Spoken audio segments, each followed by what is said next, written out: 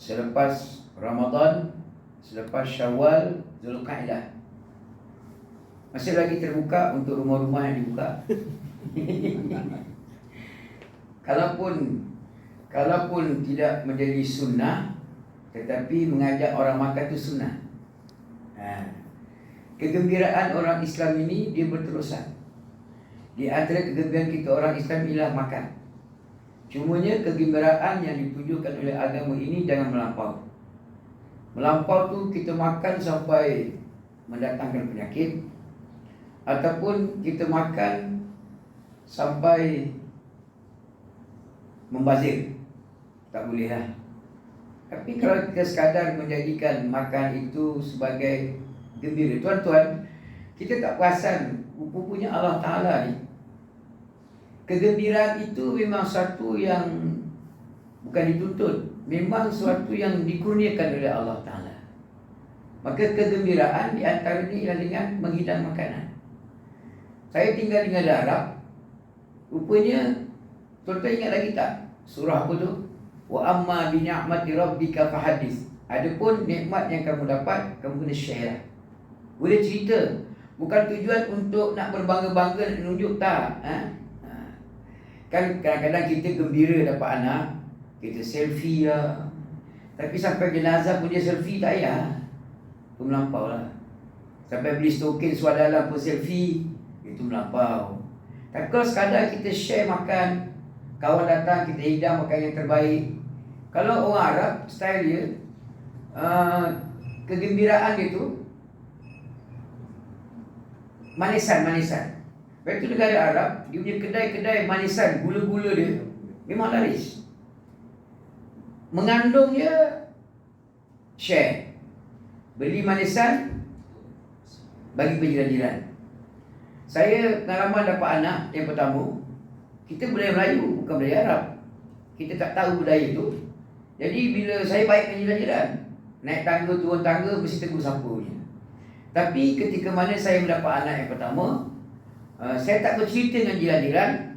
Lah kita suami kan, siapa nak jaga? Kita lah bidan, kita lah basuh kain, penat. Mana cerita kat orang. Jadi seminggu tu tengok, tutup pintu, tak buka pintu. Bagi salam pun, dia muka pemasam. Rupanya tradisi Arab ni, terutama dapat anak, saya yang gembira dapat anak, saya mesti memberikan hadiah. Setidak-tidaknya manisan. Gula-gula ke, kadang gula-gula dia banyak, coklat ke apa ke, bagilah. Sekadar satu cup ke apa ke, menandakan kita gembira, kemudian menyatakan gembira pada jiran-jiran. Tuan-tuan, biasa Arab kan dia kalau kahwin, dia mesti bunyi. Dia dah kata masa hari perkahwinan, seminggu, 2 minggu sebelum berlangsungnya perkahwinan, nanti perambut datang. Nanti kata baru datang, tilam. Datang dia lori bawa tilam, dia. Itu cara dia bergembira. Macam kita lah sekarang ni, terajar, kita orang Melayu ni dah terajar, ikut perayaan Memecun. Hari-hari Memecun. Menyatakan kegembiraan. Tapi kadang-kadang Memecun janganlah lampau-lampau. Sampai tengah malam orang-orang nak tidur. Malam Jumaat baru nak masuk bilik, penemam, buat terkejut, potong steam. Itu melampau. Kadang-kadang kita berhabis kat mercunnya beribu. Dia kata, Ustaz tak mampu beli mercun, so tengok je. Adik kau macam tu. Ustaz kumpulan-kumpulan kita, Ustaz ada duit dia diam sudah. Tengok dia mercun. Aku tak kisahkan mercun. Tapi kalau sampai beribu kau mercun, berbang-berbang kan, bukan murah tu. Kegembiraan ini memang dikurniakan oleh Allah Ta'ala, tapi jangan melampau. Ada satu teori. Tuan-tuan kalau nak buka rumah terbuka, jangan buat sekali. Kalau boleh seminggu sekali, 4 kali sebulan tuan. Lagi banyak kita buat, lagi jimat. Kalau kita buat sekali, itu tak menjimatkan. Teori lah, di kedai Allah Alamah. Saya kata di surau, minggu depan dah Zulqa'dah ni, Zulqa'dah kan. Minggu depan dah 8 Zulqa'dah lah. Masih lagi ada rumah terbuka. Pasal dia tak sempat Ustaz nak jemput anak Korea. Dia kata kita cuma cuti Sabtu, Ahad 8 kali je. Jadi surat tu dah booking, sekali booking, wajib booking. Jadi Kami tak sempat. Tapi dia pandai cover lain. Dia kata, sambil-sambil tu kita buat forum, Ustaz. Kita buat forum, jemput yang top 10 ni. Apa tajuk dia? Tajuk Kesan Ramadan. Kau nak masuk Zulhijjah dah. Zulkaidah. Kesan Ramadan dah bukan nama. Ada tajuk haji pun sabar lah. Kegembiraan. Kegembiraan ni tak salah, tuan-tuan. Tak salah. Saya di negara Arab, ada setengah-setengah upacara perkahwinan ni, ketika mereka bergembira, orang perempuan satu tempat, tak campur lelaki. Lelaki satu grup. Kalau perempuan ni, dia siap menari, dia siap menyanyi, karaoke, dia siap bergelek, sama-sama dia lah. Jadi melampau tu, sekali semua bergelek, tak boleh lah. Hidangan minuman arak kan, apa nama, percampuran yang itu tak boleh lah. Kalau main muzik pun tak ada sampai nak panggil Coldplay lagi main muzik, tak payah. Kita sini banyak. Alah apa? Baskers ke Baskers? Baskers kan? Panggil mat-mat Baskers saja. Yang ke bintang tu yang dekat depan, yang dekat depan apa nama Sogo tu. Ini sampai nak jemput Coldplay dengan LGBT dia. Itu tiket dia paling murah 200 lebih tu. 3,000 yang paling high class tu, kayangan lah 3,000. Tapi dia macam mana kan pemikiran masyarakat. Ustaz, apa kena-mengena tajuk kita kan tajuk taubat. Yalah, kita tengok dulu di mana silap dan salah. Jadi ada buat buku. Musuh apa? 101.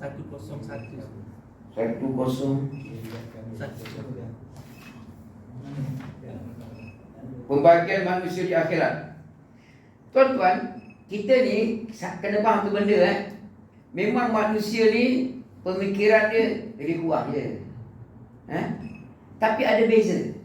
Pasal orang Islam, walaupun manusia makan, minum macam juga orang yang bukan Islam, tetapi yang membezakan antara Islam dengan tak Islam tu ialah kepercayaan dan keyakinan. Itu yang membezakan. Nabi ketika mana lahir di Mekah, Mekah tu bukan orang lain, kampung halaman. Nenek moyang, ipar duai, suku Sakat, semua situ. Sebangsa Arab Quraisy. Tetapi oleh kerana ada nama dia agama, nama dia Islam, maka di situlah membezakan antara manusia. Kepercayaan dan keyakinan. Diasaskan oleh kepercayaan keyakinan, maka akan membentuk pemikiran, pendirian, sikap. Hari ini tuan-tuan, ketika mana kelemahan orang Islam tidak lagi mengenal, jauh sekali mengetahui dan memahami tentang hakikat kehidupan yang sebenarnya, maka mereka mudah termakan dengan pujukan rayuan yang bermacam-macam pemikiran. Hari ini saya semalam terkejut ada kamu tahu di Sweden, Ustaz, tengah berbincang untuk dibolehkan, dilegalkan boleh berkahwin antara manusia dengan haiwan. Wah, advance. Very advance.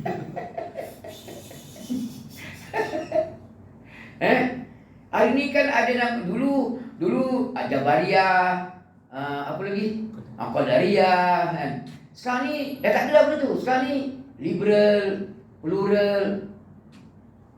Tuan-tuan, kita kalau kata silap gaya dan cara, kita Ustaz, kita kena ada pandangan yang bebas lah. Kita kena open minded. Itu selalu di utara tu. Kita kena open minded, kita kena big picture, Ustaz. Tuan-tuan, kita kena ingat big picture ke, open minded ke, satu benda kita kena ingat, kita ni orang Islam, ada kepercayaan, ada keyakinan yang membentuk semua tu Tuhan. Yang membentuk semua tu Tuhan. Kepercayaan yang ada pada kita, tidak ada Tuhan, Allah Ta'ala ada Tuhan. Yang paling berhak untuk menentukan kena begini, kena begitu, tak boleh begini, tak begitu, yang paling berhak Allah Ta'ala. Memang Allah Ta'ala mengurniakan kita sesuatu untuk kita berfikir, untuk kita menimbang tara. Tetapi pertimbangan yang ada pada kita kadang-kadang tak cukup syarat, tak sampai kepada had yang sebenar. Tuan-tuan, Allah Ta'ala yang baik ini, kalau kita apa? Pembahagian manusia di akhirat. Tuan tengok Allah Ta'ala ketika dia ingin membina kepercayaan dan keyakinan. Pasal apa? Nanti kehidupan akan dipengaruhi oleh kepercayaan dan keyakinan. Saya ulang benda tu, tuan. Di antara kepercayaan yang kita mesti ada ialah kita kena percaya bahawa hidup ini di dunia dan di akhirat. 2 kali. Dunia ini tempat kita membuat apa saja. Man syaa falyu'min wa man syaa falyakfur. Atas dunia ini kita dibenarkan oleh Allah Ta'ala untuk membuat apa juga pilihan yang kita nak. Setelah Allah Ta'ala memberikan sesuatu untuk diukur, untuk ditimbang tara, untuk diberikan perhatian. Allah Ta'ala ketika mana memberikan kebebasan itu tidak mutlak. Tidak mutlak. Tapi baiknya Allah Ta'ala ni setiap masa, setiap tempat ada je orang yang akan mengepalai, mengetuai dan senantiasa mengingatkan tentang kehidupan yang sebenar dengan beragama. Kalau kita umat akhir zaman ni ialah Muhammad sallallahu alaihi wasallam. Tuan-tuan, kalau kita berbicara tentang hari akhirat, setengah-setengah orang, alah Ustaz, kita kat dunia Ustaz, jangan potong setir. Saya selalu boleh tegur. Saya kan dulu nikah. Tuan-tuan nak nikah, boleh share. Sekarang tak ada borang-borang, online je borang tu. Kan? Sambil borak-borak dengan isteri, pegang handphone, tekan bahagian apa. Tuan-tuan mana wilayah ke? Kalau wilayah, Gawi. Kalau duduk Selangor, Jais. Ikut masing-masing punya tempat tinggal lah. Semua online sekarang ni. Jadi borang tu tak payah minta kado nikah. Online je. Nanti print out lah. Nanti sampai kat pejabat, print out lah. Dia pergi kat rumah, kena. Isi dalam rumah, orang tak nampak masa dia masak kan. Kau takut benar lah. Satu benda yang kita kena faham, hidup ini macam mana pun akan memberi kesan yang amat dahsyat di akhirat. Itu kena ingat. Tuan-tuan, kesan akhirat ni barangkali kita rasa lama lagi. Dia tak mati-mati lagi. Kita pun tak puas lagi. Sandirai pun terlepas macam-macam. Alhamdulillah tuan-tuan, jalan genting, ulu yang genting Matanggali tu, sejak pada bubuh itu kan, tak ada PDP sekarang, kurang sikit lah bunyi Ultraman. Kalau tidak pagi-pagi semua bunyi Ultraman dah, kereta Spiderman semua keluar.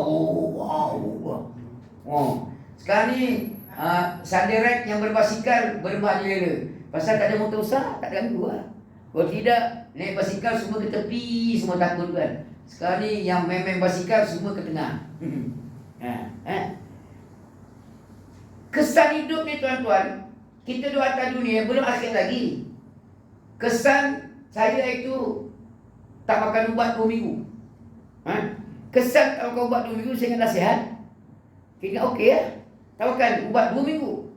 Sekali bila hari pemeriksaan, saya punya BP 174.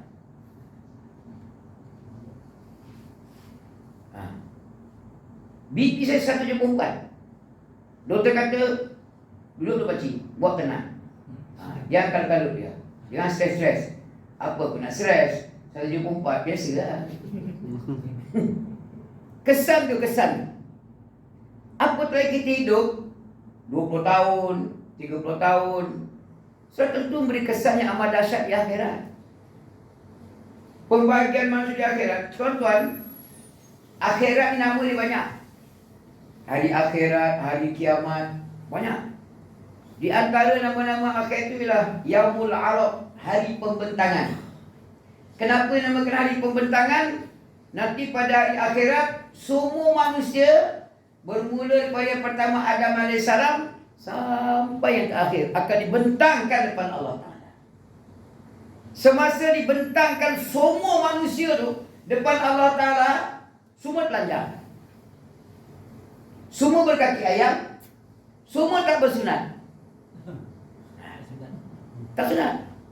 Jadi Aisyah pun tanya dengan Nabi, "Ya Rasulullah, bila telanjang semua, takkan tak ada orang rasa malu?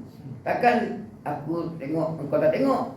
Kata Rasulullah ketika tu memikirkan masa depan lepas jadi apa, tak fikir tengok-tengok lah. Tuan-tuan kalau masuk hospital, kan? Saya masuk hospital sebulan, tahun berapa ingat 2014, yang accident dulu kan. Bila masuk hospital, saya pecah tulang punggung, mana boleh duduk. Baginya makan, berak, kencing semua baik. Jadi ketika masa saya buang air, siapa yang akan basuh buntut saya? Nak tak nak, kena jurawat lah. Kak, berak. Nak malu apa? Dia kata, pegang telur pakcik. Pegang telur. Pakai pampers kan. Pakai pampers. Dah macam baru 5 bulan dah rupa. Pakcik pegang telur. Kita pegang telur. Dia pun sapu lah. Itu di hospital. Belum di akhirat lagi. Tak ada mikir apa dah. Bila saya sedar daripada pingsan, tuan tengok, saya kencing pakai tiup. Siapa pula yang masuk aku punya barang ni? Pakcik, tahan sikit Kenapa? Nak cabut. Siapa yang cabut? Jurawat yang cabut. Dah hilang kemaluan dah rasa. Itu di dunia. Nanti di akhirat, semua orang macam tu dibentangkan oleh Allah Ta'ala di hadapannya. Ketika mana dibentangkan oleh Allah semua manusia, disebut sini pembahagian manusia di akhirat. Sekarang mari kita kembali kepada perbincangan kita yang asal. Jadi maksudnya dari mengenali pembahagian tingkat dan pangkat sesuai dengan kebaikan-kebaikannya dan keburukan-keburukannya, tak mungkin dibuat kecuali dengan membuat perumpamaan-perumpamaan. Ada satu riwayat menyebut pembahagian manusia ketika itu 2. Satu yang beriman, satu yang ingkar. Di antara kelompok-kelompok itu, nanti Allah Ta'ala akan arahkan malaikat.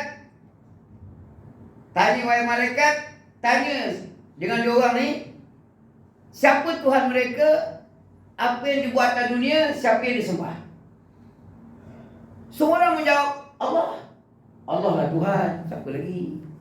Allah lah kami sembah, siapa lagi? Semua buat pengakuan macam tu. Tetapi ketika itu, ketika dibentangkan depan Allah Ta'ala, Allah Ta'ala kata, dusta, tipu. Bukankah itu kau nyembah tu, nyembah ni, nyembah tu, nyembah ni? Allah Ta'ala membongkar penipuan-penipuan yang dibuat dari dunia. Atas dunia ni tuan-tuan, kita berpeluang untuk menipu. Kita berpeluang untuk main wayang. Kita berpeluang untuk tipu bini kita, tipu anak-anak, tipu suami, tipu kerajaan, tipu rakyat. Kita berpeluang. Tidak akan siapa yang akan buat pendakwaan. Kalau kita suami, siapa nak dakwa? Isteri nak dakwa? Anak dakwa? Tak ada. Kalau kita kerajaan berkuasa, siapa nak dakwa? Kalau Allah mendakwa pun, kita arahkan di mahkamah. Kalau rakyat dakwa kita kerajaan, mana ada, simpan kes je. Sampai hari ni 47 kes, tadi mentah-mentah lagi. Ni contoh. Katanya berhati pula. Itu contoh je. Tak ada kena mana pihak hidup ataupun yang mati. Itu atas dunia. Atas dunia.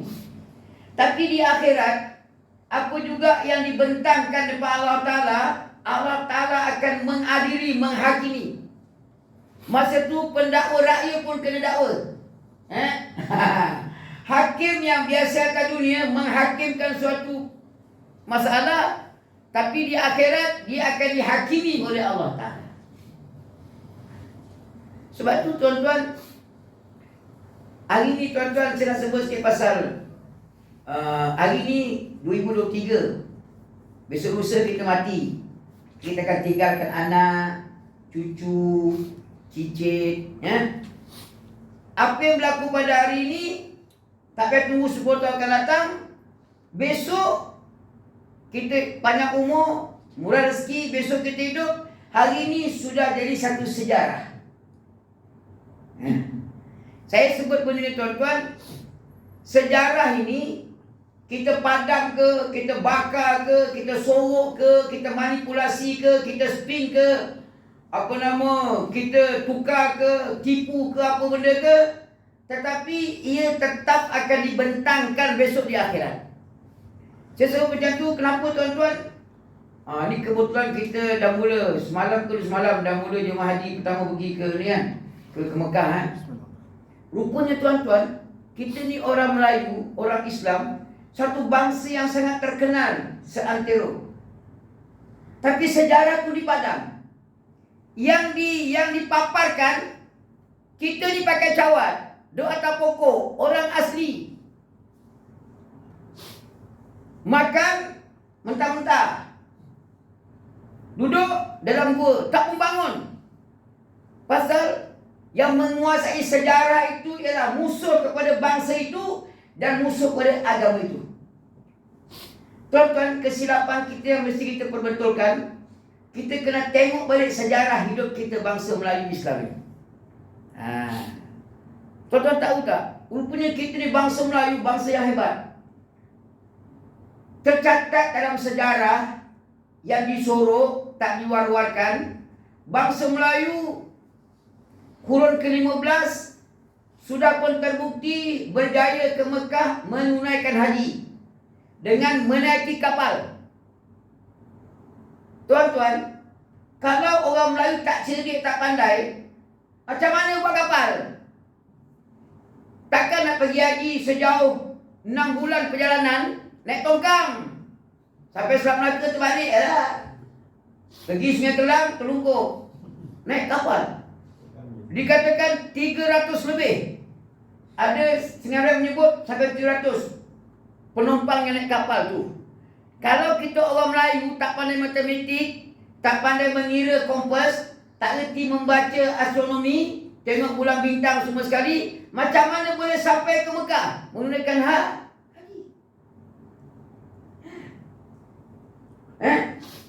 Tuan-tuan, bangsa Melayu ni hebat-hebat.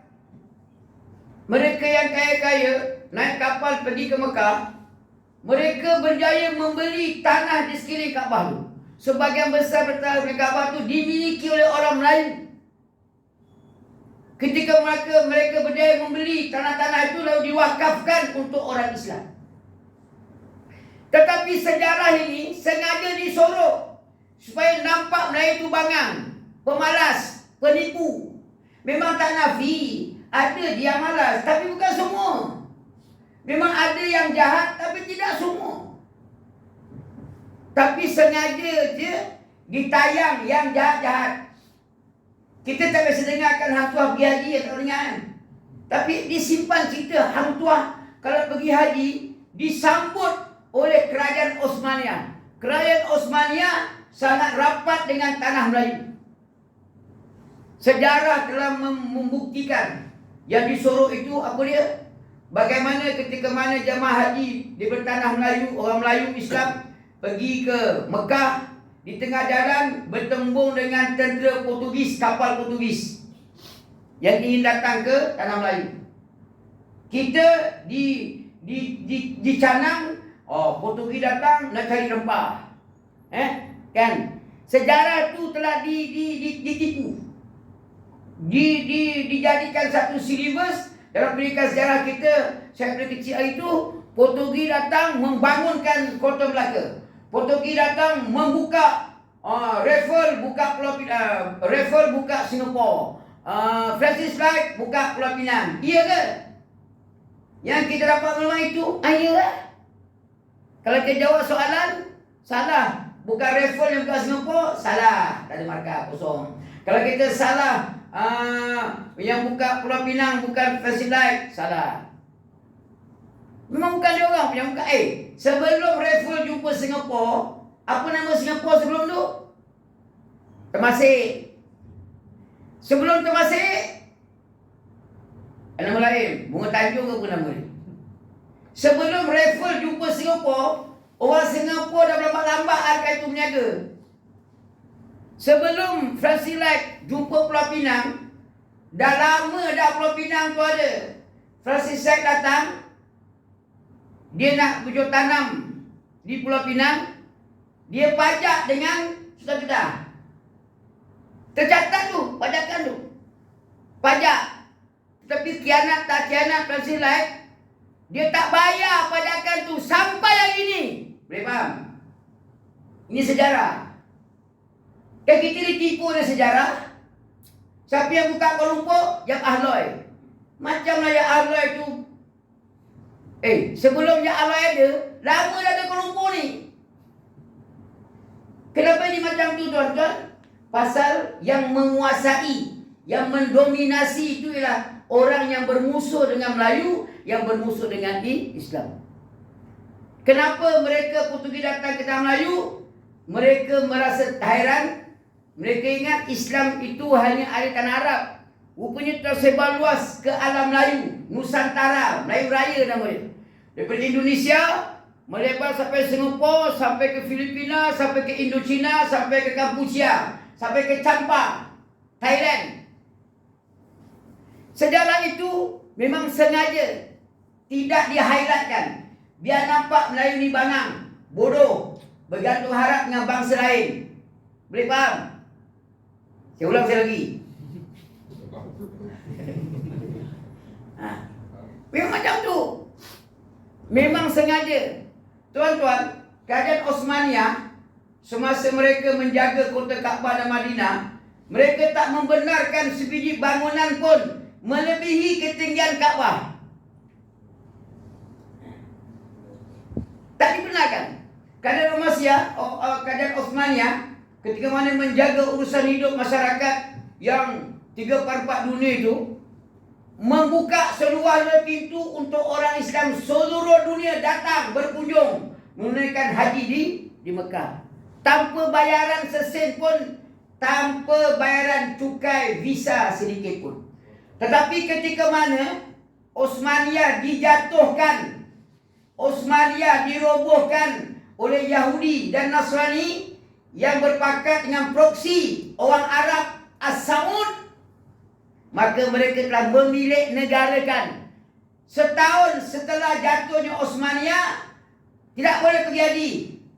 Selepas itu mereka mengisytiharkan, oleh kerana tanah dua ini dimiliki oleh kami, maka siapa-siapa juga yang nak masuk ke Mekah Madinah mesti minta izin daripada kami. Tanah-tanah dimiliki oleh orang Melayu Islam yang diwakafkan lalu dirampas, diserahkan kepada Yahudi. Dulu nama dia Bani Qainuqa. Zaman Nabi itu ada satu kaum yang paling jahat, Yahudi Nasrani. Paling jahat Yahudi bangsa Qainuqa. Mereka inilah yang berlegasi sampai nama dia Zionis.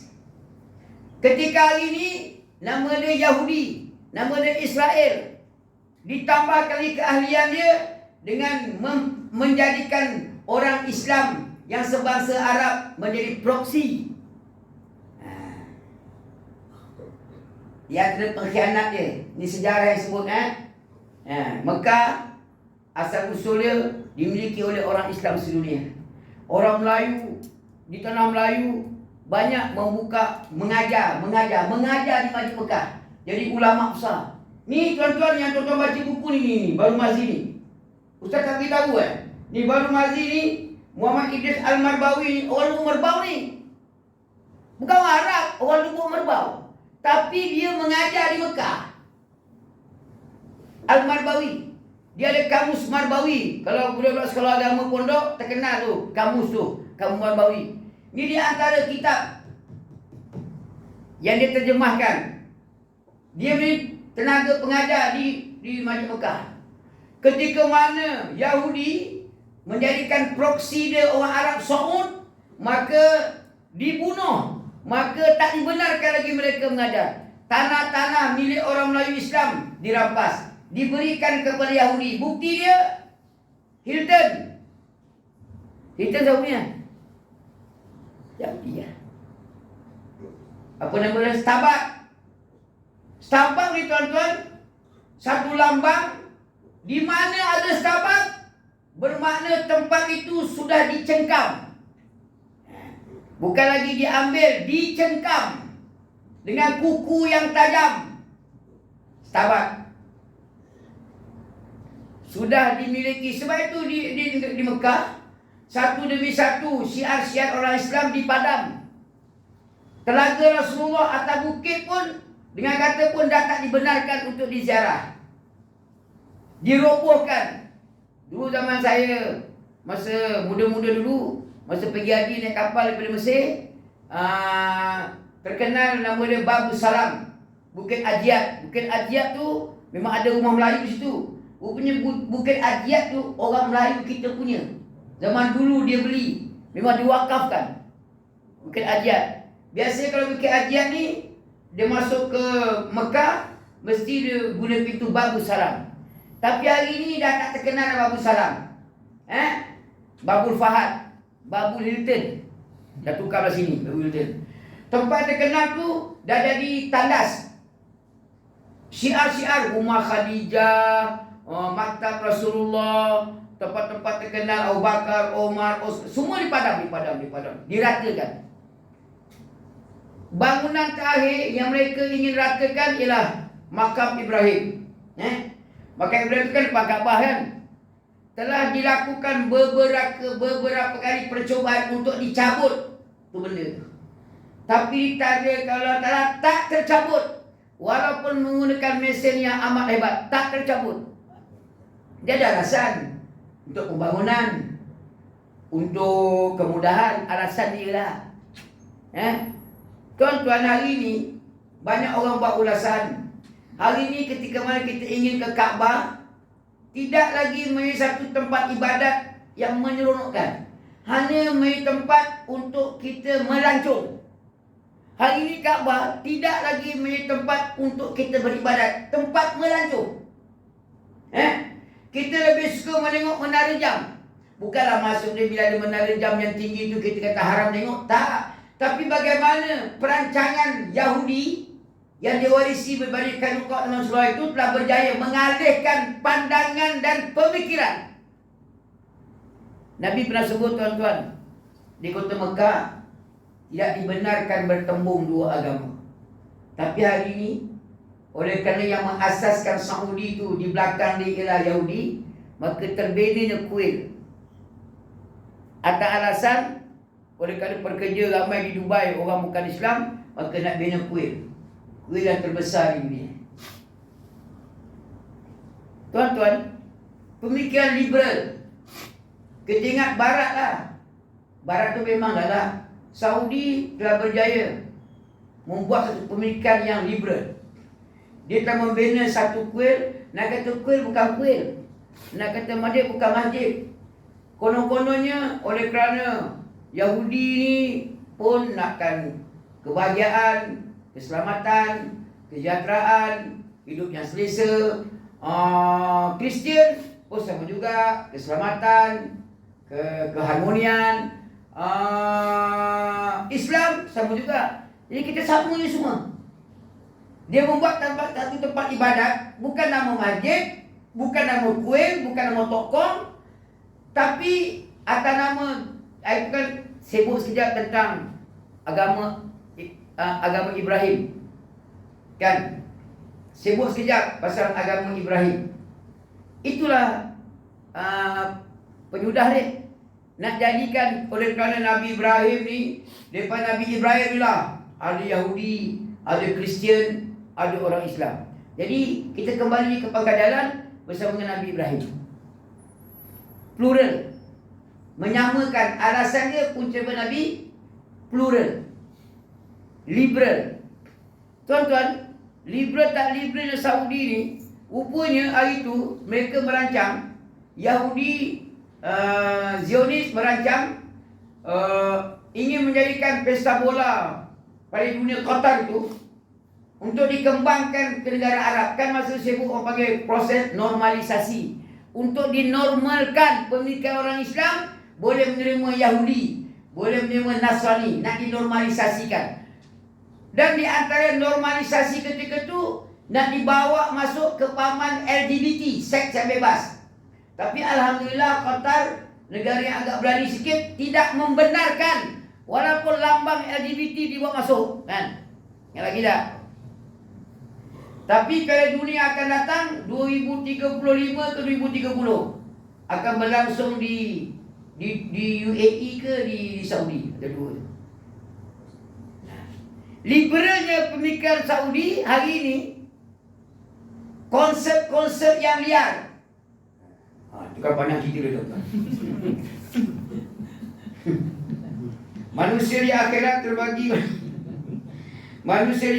terbagi pada berbagai-bagai macam, dan tiap-tiap macamnya pula berbeza-beza tingkatnya dan pangkatnya, sama ada dalam kebahagiaan maupun kecelakaan. Ada ulama membagikan kelompok-kelompok itu dua je. Satu yang bahagia, satu yang celaka. Apapun rupa bentuknya, kebahagiaan. Apapun ragamnya, kecelakaan. Dua je. Hal itu serupalah dengan kebahagiaannya dan kesenangannya di dunia, yang mana kedudukannya tak ada sama sekali berbeza seperti yang berlaku di akhir nanti. Tuan-tuan, saya sebut tadi pasal mendominasi, penguasaan. Ketika atas dunia, tuan-tuan, ada setengah surau masjid, dia telah berjaya mendidik anak Korea dia. Nanti lepas Isyak ada ceramah kuliah ke tidak ke, nanti dah surau Isyak, mereka akan membaca suratul Mulk. Sebagian surau sudah menjadikan amalan harian dia, macam mana pun lepas Isyak mesti baca suratul Mulk. Suratul Mulk ni tuan-tuan, apa makna mulk? Mulk ni lah makna dia kerajaan. 114 surah, satu surah namanya surah kerajaan. Ingin memberikan satu pengetahuan, Allah Ta'ala ingin berbicara kepada makhluk dia bahawa kita mesti ada satu kefahaman yang betul dan tepat. Yakin kita, Islam mesti ada kerajaan. Yahudi ada kerajaan, Nasrani ada kerajaan. Yahudi bagi nak rak dan bina kerajaan di Israel. Membunuh pun tak apa, rampas pun tak apa, tipu pun tak apa, rasuah pun tak apa. Nak kerajaan. Kristian, Vatikan lah kerajaan dia, kerajaan Kristian. Tuan-tuan baca sejarah Andalusia, Spanyol. Kita Andalusia tahu juga. Tu Ustaz, tu syarikat Haji Umrah Andalusia. Andalusia ni tuan-tuan sebuah negara Islam. 800 tahun sebelum tu kerajaan Islam. Ketika mana masuknya Kristian yang dikhianati oleh orang Islam. Tuan-tuan ingat lagi ya? Amy Search, Isabella. Tuan tahu tak siapa Isabella tu? Siapa Isabella tu? Isabella tu isteri kepada raja Kristian. Dia asal dari Islam, bapa dia orang Islam tapi murtad. Dia ni Isabella ni, ketika mana dia kemaisuri pada raja, dia tak mengisytiharkan bahawa selagi aku tak dapat membunuh semua orang Islam, jangan mandikan aku. Ni Isabella, asal di Islam, murtad. Dia buat pengakuan, jangan mandikan aku selagi aku tak bunuh semua orang Islam. Ditakdirkan Allah Ta'ala, dia tak berjaya mencapai maksud nazar dia, sampai tak mandi, sampai kesudah. Suami dia pun tak nak dengan dekat, busuk, tak mandi-mandi. Dia punya azam dia kuat, khianat dengan Islam. Negara yang dia bina, dia tak membenarkan seorang Islam pun hidup, melainkan kalau bersedia untuk murtad masuk Kristian. Yang lain semua mati dibunuh. Tak sempat lagi, mati. Kalau tak nak mati, masuk Kristian. Ramai yang mati murtad. Isabel. Tapi kita tahu sejarah. Lagu itulah menjadi siuran anak muda zaman muda itu. Isabella. Macam Valentine Day ya. Tuan-tuan, kesilapan kita ketika mana kita gagal mengenali maklumat yang betul dan tepat. Alhamdulillah ketika ini Allah beri kita medsos. Medsos ini memang ada keburukan, tetapi serah pada kita lah. Kalau kita nakkan kebaikan, 1001 macam kebaikan dalam tu. Maklumat-maklumat yang lama telah timbul balik. Tuan-tuan tahu tak? Di zaman ketika perang Salibia, orang Kristian mengkhianati. Tuan-tuan tahu, Vasco da Gama. Vasco da Gama ni pun macam juga. Konon-kononnya dia datang ke Melayu cari rempahan. Andalusia telah mengisytiharkan siapa-siapa yang dapat bawa kepala orang Islam akan diberikan hadiah wang emas. Vasco da Gama di antara tujuan matlamat pergi ke Melayu nak mencari kepala orang Islam untuk dibawa balik supaya dapat bertukar dengan wang emas. Vasco da Gama. Columbus. Dikatakan Columbus ni seorang pelayar yang hebat. Hebat apa ke nama? Orang Islam berlayar tak nak sesat. Columbus berlayar selalu sesat. Ya? Itu tercatat dalam sejarah. Tercatat dalam sejarah.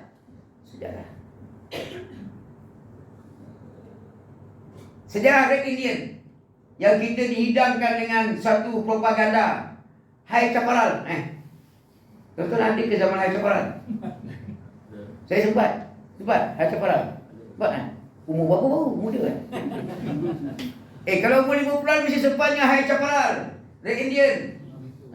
Apa gambar Red Indian? Mereka asal tak Islam, tapi ketika mana zaman Osmaniyah berkembang baik, datang cara baik, sadaga-sadaga mengembangkan Islam, mereka menyambut baik. Ramai di antara mereka ketika mana Columbus singgah ke Amerika, disambut dengan bunga, disambut dengan senyuman. Tetapi lahanat perempuan ini tuan, habis dimurtad, habis dibunuh. Dia heran, dia tengok sampai ke Amerika, dia tengok ramai yang berjanggut. Dia ni ramai berjanggut. Lepas tu dia perhati tengok dah lama dekat Amerika, puak-puak ni menyembah Tuhan 5 kali sehari ke tanah sembahyang Islam. Mereka mulut asal. Sejarah ni tuan-tuan, tipu tak tipu, puak-puak Salibiyah ni, Yahudi Nasrani, di mana dia singgah, mesti dia kata dia yang buka negeri tu. Dia sebut tadi dah, dia singgah ke Singapura, dia kata dia lah buka Singapura. Singgah ke Pulau Pinang, dia lah buka Pulau Pinang. Padahal dia menumpang bayar cukai, tak bayar-bayar saja, tipu. Pergi ke Amerika, dia kata dia lah buka Amerika. Padahal sebelum dia ada, sudah ada kaum yang lain mendiami tempat tu. Filipina, itu sebelum tu Melayu Nusantara, Melayu Raya, orang Islam. Manila dikristiankan seluruhnya. Tuan-tuan, tapi apa kena-mengena ni Ustaz? Kena-mengena lah. Nanti kalau kita gagal mengenal sejarah ini, kita akan terikut-ikut. Terikut-ikut tu bukan habis kat sini je. Nanti kita akan terikut dengan mereka besok di akhirat. Kita akan duduk bersama-sama dengan mereka. Kalau kita terpikat dengan LGBT, kita ni katalah kita tak ada LGBT, tapi kita mengalu-alukan. Kita mengucapkan selamat datang kepada Coldplay, selamat datang. Biasa kita duduk belakang dia lah. Kita akan setumpul dengan Coldplay. Tapi bendera pelangi tak ada lah. Semua telanjang tu. Apa yang play tak tahu lah. Kerana sesungguhnya pentadbir alam mulki dan alam malakut itu adalah satu, tiada sekutu baginya. Allah Ta'ala dan ketetapannya yang bersumber dari iradah atau kehendaknya yang bersifat azali itu ada langsung, tiada perubahan lagi padanya. Tadi kita sebut Tabarakalladzi biyadihil mulk wa huwa ala kulli syai'in qadir. Surah kerajaan tu tuan-tuan, mula-mula sekali Allah menyebut Tabarakalladzi biyadihil mulk. Segala keberkatan hanya ada pada Allah yang memiliki semua kerajaan. Tuan-tuan, kalau kita baca latar belakang sikit Suratul Mulk ini, Suratul Mulk ini dia turun zaman ketika nama Nabi di Mekah. Nabi belum berpindah. Kan ada nama Makkiyah, nama Madaniyah. Makkiyah ni firman-firman yang turun Nabi belum pindah. Nabi dah pindah ke Madinah, nama dia Madaniyah. Suasana Madaniyah dengan Makkiyah tak sama. Ini bukan negara Madani. Tak ada kena-mengena. Ini Madaniyah. Pembagian, tuan-tuan dengar, silap faham. Silap betulkan kepahaman tu. Ini bukan Madanon tau. Ini bukan Madanon, Madaniyah. Zaman Makkiyah, zaman dibina kepercayaan. Dibina keyakinan. Pasal di Mekah, masa tu kepercayaan sudah kabut maut. Kepercayaan sudah haru biru. Orang tidak lagi bertuhankan Allah Ta'ala. Jadi Nabi kena betulkan dulu. Sebelum ditetapkan solat, puasa, haji, peraturan, undang-undang, mesti ikut, kena larang. Diberikan kepercayaan yang betul dan tepat. Dibina dulu. Untuk membentuk kerajaan, satu kepercayaan keyakinan mesti dibina. Kerajaan ini dimiliki oleh Allah. Allah Ta'ala yang memiliki kerajaan. Wa huwa ala kulli syai'in qadir. Kenapa mesti Allah Ta'ala yang memiliki semua kerajaan? Pasal dia berkuasa di atas segala-galanya. Boleh tak kita bina kepercayaan dan keyakinan Allah Ta'ala itu berkuasa? Ayapin, kalau dia hebat pun kerajaan langit je. Kerajaan bumi bukan dia punya. Kerajaan langit tu pun tak tidak. Kita kalau hebat pun kerajaan Malaysia je. Itu pun parlimen. PRN tak pasti lagi. Silap-silap tak sampai 22 bulan. Allah Ta'ala ni tuan-tuan, dia memiliki biyadihil mulk, di tangan kuasa dia segala kerajaan. Langit, bumi, Amerika, Taiwan, China, Rusia, semua beragama dia. Tak payah tunggu 5 tahun sekali. Tak payah tunggu bubar parlimen. Start daripada kita tak ada lagi, dia ada kerajaan dah. Malakut, sebutnya Malakut. Sebelum kita ada, dia ada kerajaan dah. Kita berapa lama boleh ada?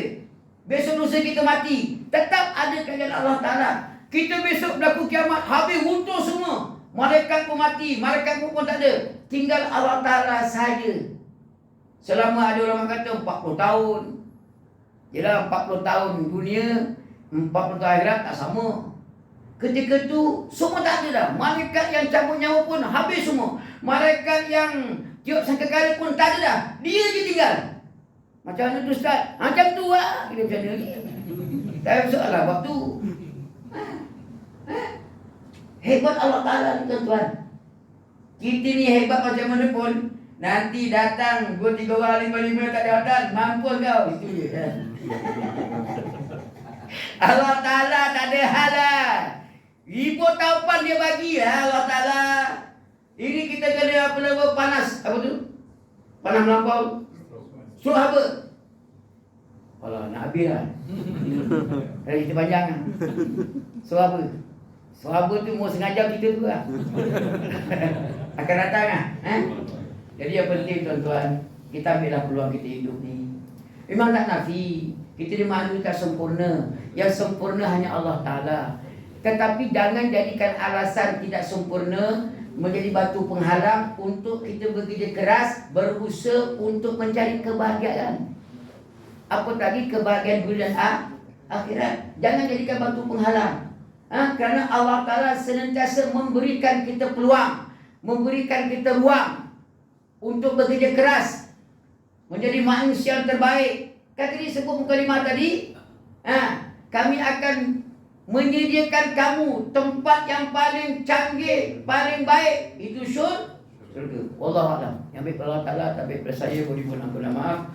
Aku lupa lihada wa astaghfirullah wa lakum wa lisa'il muslimin wal muslimat wal mu'minin wal mu'minat tastaghfiruh innahu wal ghafurur rahim. Subhanallahi wa bihamdihi asyhadu an la ilaha illallah. Bismillahirrahmanirrahim. Innal insana lafi khusr illa alladziina aamanu wa 'amilus shalihaat wa tawassaw bil haqq wa tawassaw bis sabr. Wassalamualaikum warahmatullahi taala wabarakatuh.